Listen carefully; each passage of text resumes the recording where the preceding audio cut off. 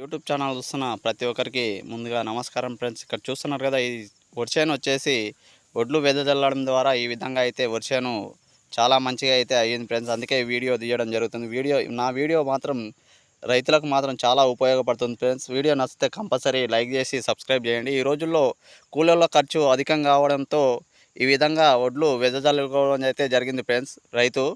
ఈ విధంగా వెదజల్లడం ద్వారా ఖర్చులైతే అధిక మోతాదులో తగ్గినాయి. ఎందుకంటే కూలీల ఖర్చు తగ్గింది, మరియు అలాగే ట్రాక్టరు మరి కరియట్లా కొట్టాలంటే ఎక్కువ ఖర్చు అవుతుంది.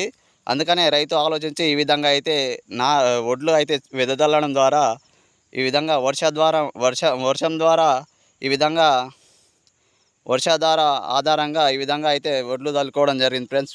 చూడండి, ఇప్పటివరకు అయితే ఈ వర్షానికి ఎటువంటి నీళ్ళు పెట్టకుండా అయితే ఉన్నాయి ఫ్రెండ్స్. చూడండి,